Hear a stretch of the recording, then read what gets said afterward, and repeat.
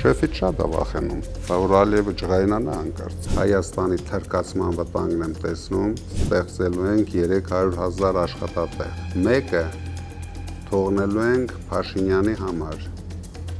թմբուկ նվագելը։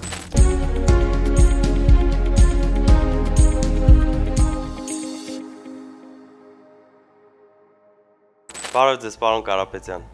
Բարև Ալիկ ջան։ Ինչպե՞ս եք։ Շատ լավ, շատ մարտական։ Պարոն Կարապետյան, մի քանի հարց եմ պատրաստել այսօրվա մեր զրույցի համար, թույլ տաք հերթով անցնենք։ Պարոն Կարապետյան, ինչն է ձեզ ոգևորում։ Առհասարակ թե հիմա։ Առհասարակ էլ հիմա էլ։ Առհասարակ ոգևորում է հաջողությունները բոլոր բնագավառում։ Հիմա ոգևորում է, որ մենք կամաց զարթնեցնում ենք հայ ժողովրդին։ Ժողովուրդը ոգևորված է։ Ժողովուրդը զգում է, որ մենք շուտով փոփոխություններ ենք բերելու։ Նիկոլ Փաշինյանը եւ Հայաստանի Հանրապետության ԱԳՆ-ն հայտարարել են, որ հայոց ցեղասպանության միջազգային ճանաչումը այլևս արտաքին քաղաքականության առաջնահերթություններից չի։ Ինչ եք կարծում, նրանց կհաջողվի այս էջը փակել։ Մենք ինչքան քիչ ուշադրություն դարձնենք Նիկոլ Փաշինյանի իր կառավարության վրա, դրանից հայ ժողովուրդը ավելի շատ օգուտներ է ունենալու։ Նիկոլ Փաշինյանը եւ իր կառավարությունը բացարձակ կապ եւ առնչություն չպետք է ունենան հայ ժողովրդի ապագայի հետ։ Ում պետք էր հարգել այդ փաստերը ցեղասպանության, որ կուսակցություններին պետք էր, նրանք բոլորը ցույց տվեցին իրենց հայրենասիրությունը։ Ինչ դիրքորոշում ունեք Փաշինյանի այն հայտարարության վերաբերյալ, որ նա չի պատրաստվում դատապարտել Արցախում եկեղեցիների ոչնչացումը։ Թարմ դեպք ունենք մեկ շաբաթ առաջ։ Հենց այդ օրերին իրենք հայտարարեցին, որ ուզում են հարգեն եկեղեցին, եկեղեցու մոմի վաճառքը, հանգանակություններ ուզում էին հարկեն ու հենց այդ ընթացքում էլ այնտեղ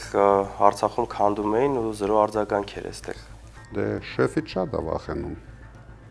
որ Ալիևը ջղայնանա հանկարծ։ Դրա համար Փաշինյանի համար, եթե մի մարդ իր խմբակով հարձակվում է Էջմիածինի վրա, իր համար ինչ կապ ունի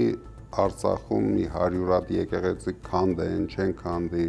Ինչ դիրքորոշում ունեք Ռոբերտ Քոչարյանի եւ Գագիկ Ծառուկյանի այն հայտարարություններին,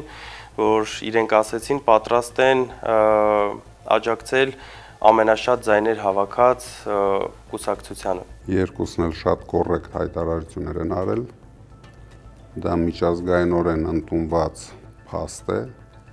որ կառավարությունը ձևավորում է առաջի տեղ զբաղեցրած ուժը, քանի որ մենք վստահ ենք,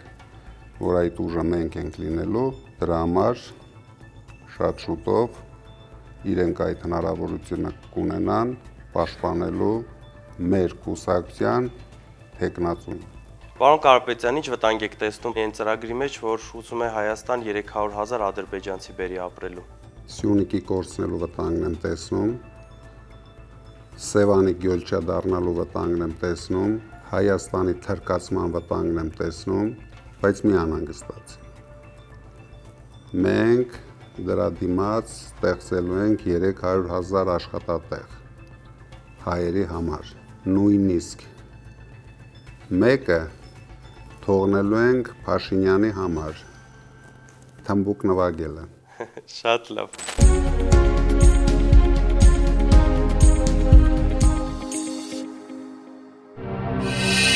Բաժանորդագրվեք Արմաթ մեդիայի ալիքներին սոցցանցերում, հետևեք մեզ նաև Արմաթ Մեդիա AM կայքում։